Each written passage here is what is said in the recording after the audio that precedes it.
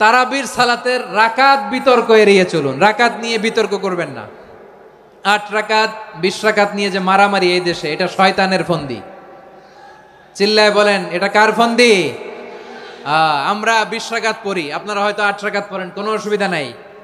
আমরা যারা 20 রাকাত আমরা পড়তেছি, আমরা 20 রাকাতের কথাই বলি, 20 রাকাত আমরা পড়বো আজীবন।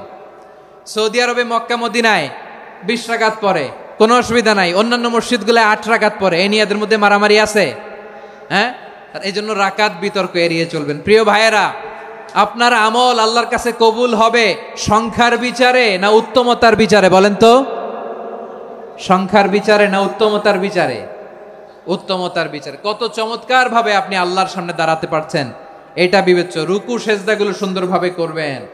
রুকু থেকে সোজা হয়ে দাঁড়ানো ওয়াজিব, 2 সেজদার মাঝখানে সোজা হয়ে বসা ওয়াজিব। এই তা'দিলুল আরকান বাদ দিলে হানাফি মাযহাব মতে সৌ সেজদা দিতে হবে, অন্য মাযহাব মতে নামাজই হবে না, আপনি নামাজই হবে না। এই জন্য ধীরস্থির ভাবে তারাবির সালাত যেন আমরা আদায় করি। পারা যাবে তো ইনশাআল্লাহ? 3 নাম্বার, তাহাজ্জুদের সালাত আদায় করুন। বছরের অন্য সময় উঠতে পারি না, অনেকে বলে হুজুর উঠতে পারি না, কিন্তু রমাদানে সাহারি খাওয়ার জন্য তো উঠাই লাগে। কি বলেন, সাহারি খান আপনারা? হ্যাঁ, খান না? খান কে কে দেখি তো? মাশাআল্লাহ মাশাআল্লাহ। এই সুন্নত পালনের জন্য 1 নাম্বার। মাশাআল্লাহ, ঠিক আছে, পালন করবেন। আল্লাহর হাবিব বলেন, তাসাহারু ফা ইন্না ফিস সাহুরি বারাকা। তোমরা সাহারি খেও, কেননা সাহারির ভেতরে বরকত ঢুকায় দিয়েছে কে? একটা খেজুর, 1 গ্লাস পানি খেলেও সারা দিন আপনাকে তরতাজা রাখে কে? তো সাহারির জন্য যেহেতু উঠতেই হয়, সাহারি খাওয়ার আগে বা পরে 2 রাকাত 4 রাকাত তাহাজ্জুদ পড়া যাবে না? রব্বুল আলামিন বলেন, ওয়ামিনাল লাইলি ফাতাহাজ্জাদ বিহি নাফিলাতান লাকা আসা আইয়াবআসাকা রাব্বুকা মাকামান মাহমুদা। ও নবী, রাতের কিছু অংশ সময় তাহাজ্জুদের সালাত আপনি আদায় করবেন, কারণ এই তাহাজ্জুদ হলো আপনার জন্য নাফিলাতাল লাক, অতিরিক্ত ফরজ। আপনাকে মাকামে মাহমুদে অধিষ্ঠিত করবে কে? এজন্য যারা সম্মানিত হতে চান, সম্মানের আসনে যেতে চান, তাদের জন্য তাহাজ্জুদ অবধারিত। আমরা রমজানে সাহারির আগে তাহাজ্জুদ পড়তে চাই কি চাই না? এই নামাজটা আল্লাহ বড্ড ভালোবাসেন। কেন জানেন? কারণ গভীর ঘুমকে স্যাক্রিফাইস করে আমরা এই নামাজ পড়ি। ঘুমের আরবি জানা আছে কারো? ঘুমরে আরবিতে কি বলে? অনেকগুলো আরবি আছে। একটা আরবি হচ্ছে নুআস, তন্দ্রা, তন্দ্রা, আমানাতান নুআসা কোরআনে এসেছে। আরেকটা আছে ঝিমুনি, ঝিমুনি, এইভাবে ঝিমুনি আসে ঘুমের আগে, এটারে বলে সিনা। এটারে কি বলে? সিনা। স্বাভাবিক ঘুমকে আরবিতে বলে নাউম। স্বাভাবিক ঘুমকে কি বলে? এই সিনা আর নাউমকে আল্লাহ এক আয়াতে এনেছেন, লা তাখুযুহু সিনাতু ওয়ালা নাউম। আল্লাহর তন্দ্রা নাই, ঘুম নাই। ঘুমের আগে যে তন্দ্রা আছে ওইটাও নাই। তাহলে নুআস, সিনা, নাউম পেলাম। আরেকটা ঘুমের আরবি হচ্ছে হুজুদ। চাঁপাইনবাবগঞ্জ আওয়াজ করে বলেন, আরেকটা ঘুমের আরবি কি?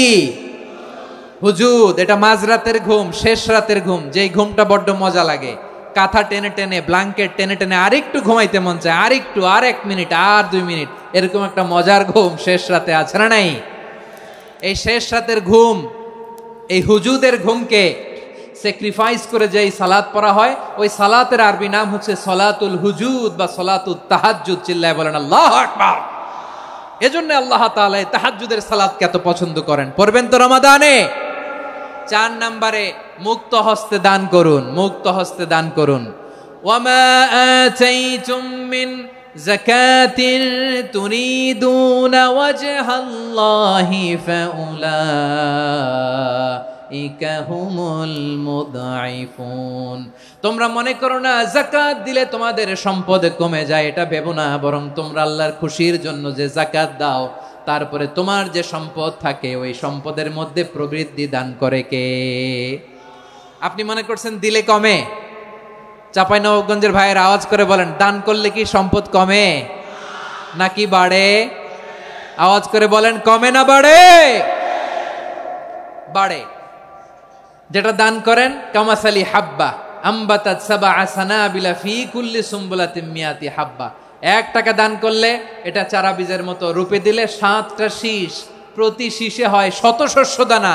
আল্লাহ যারে চায় এরকম বাড়ায় দেয়, প্রবৃদ্ধি দেয়। সুবহানাল্লাহ। এজন্য মুক্ত হস্তে দান করতে রাজি আছেন?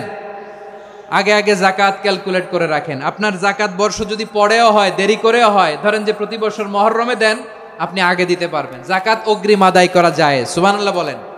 বিষ্ণু ইসলাম রমাদানে এত দান করতেন, কানা আজওয়াদান নাস, কিন্তু রমাদানে আজওয়াদুন নাস আজওয়াদু বিল খাইরি মিনার রিহিল মুরসালা, প্রবাহিত বাতাসের চেয়ে বিশ্বনবী আর অবদান্যতা বেড়ে যেত।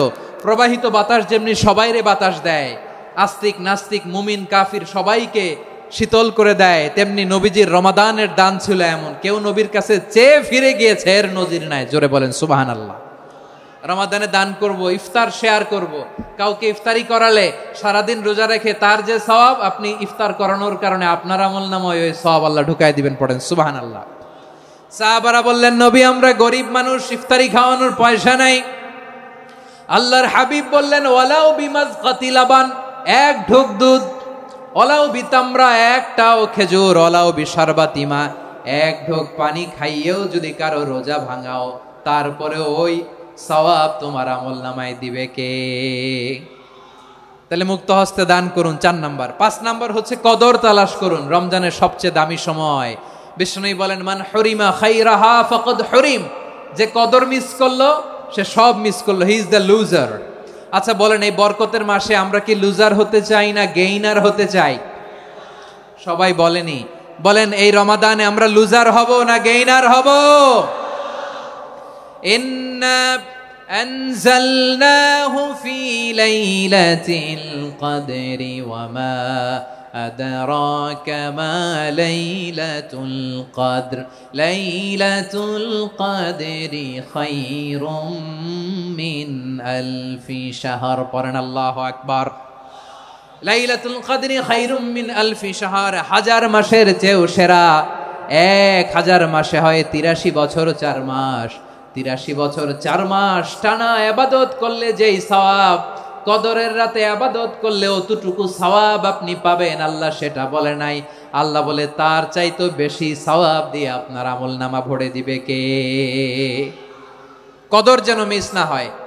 21, 23, 25, 27, 29 নাকি খালি 27? আপনারা কি খালি 27? দশকের বেজর রাতগুলোকে কদর হিসেবে তালাশ করো। আল্লাহর হাবিব সাল্লাল্লাহু আলাইহি ওয়াসাল্লাম শেষ 10 দিন টানা ইবাদত করতেন। টানা ইবাদত। ইদা জাআল আশরু আহিয়াল লাইলা আইকাযা আহলা ওয়া জাদ্দা ওয়া শাদ্দাল মিজার। সারা রাত জেগে ইবাদতের নজির নবীজির নাই, শুধু রমজানের শেষ দশক ছাড়া। সুবহানাল্লাহ বলেন। নিজেও ঘুমাতেন না। ফাতেমা রাদিয়াল্লাহু তাআলা আনহু, আলী রাদিয়াল্লাহু তাআলা আনহু কাউকে ঘুমাতে দিতেন না, সবাইকে জাগিয়ে তুলতেন। আমরা সারা রাত জেগে ইবাদত করব। রাজি আছেন তো? কদর যেন আমাদের মিস না হয়। আজকে থেকেই ক্যালেন্ডারে মার্ক করে রাখেন। সব কাজ পেছনে ফেলে, সব ব্যস্ততাকে পেছনে ফেলে ইবাদতের জন্য আমরা প্রস্তুত থাকবো কদরের রাতে। কোনোভাবে কদর যেন আমাদের মিস না হয়, ইনশাআল্লাহ। বলেন তো সবাই। 6 নম্বরে পারলে ইতিকাফ করবেন। আল্লাহর হাবিব সাল্লাল্লাহু আলাইহি ওয়াসাল্লাম প্রতি বছর 10 দিন ইতিকাফ করতেন। যে বছর ইন্তেকাল করবেন সে বছর 20 দিন ইতিকাফ করেছেন। আপনি বলবেন, হুজুর ইতিকাফ না করলে সমস্যা কি? আমার নবী একটা ইবাদত সারা জীবনেও ছাড়ে নাই, আর আপনি জীবনে একবারও করেন নাই। এবার হিসাব আপনার কাছে, হিসাব আপনার কাছে। না পারলে অন্তত রাত্রি বেলাগুলো মসজিদে কাটাবেন। পারবেন তো ইনশাআল্লাহ? সব শেষে শিশু এবং নারীদের ব্যাপারে বিশেষ খেয়াল রাখবেন। শিশুদের রমাদানের ব্যাপারে উৎসাহ দেন, তাদের প্রস্তুতি নেওয়ান, তাদেরকে রোজা রাখতে দিবেন। আমার ভাইয়েরা এবং বোনেরা, পর্দার আড়ালে মায়েদেরকে বলবো, চাপাই নবাবগঞ্জের মায়েরা, 1 দিন 2 দিন না খেয়ে থাকলে আপনার ছেলে মেয়ে মারা যাবে না। ঠিক কিনা বলেন? ওদেরকে উৎসাহিত করেন। ওদের ছোট্ট যারা রাখতে দেন, বলেন যে বাবা সকাল থেকে দুপুর পর্যন্ত না খেয়ে থাকলে তোমার অর্ধেক রোজা। এরকম 2 দিন অর্ধেক মিলে তোমার 1 রোজা। এরকম আমি কত রোজা রাখছি ছোটবেলায়, কোনো হিসাবই নাই। আমার দাদি বলতো সকাল থেকে না খেয়ে দুপুর 12টা পর্যন্ত রাখলে নাকি অর্ধেক হয়, এরপরের দিন অর্ধেক, 2 অর্ধেক মিলে 1 রোজা। এটা তো আসলে রোজা হয় না, কিন্তু তাকে উৎসাহ দেয়া। ইফতার প্রোগ্রামগুলোতে নিবেন আমাদের বাচ্চাদেরকে। দেখবেন যে ওর ক্ষুধা লাগতেছে, খায় না, কারণ কেউ খায় না। একজন আজান দিচ্ছে, সবাই খেজুর নিয়ে ইফতার করতেছে। এই দৃশ্য, এই ট্র্যাডিশন, এই ইবাদত, এই তারবিয়া ওর আগামীর জীবনটাকে সুন্দর করবে। চিল্লায় বলেন ঠিক কিনা?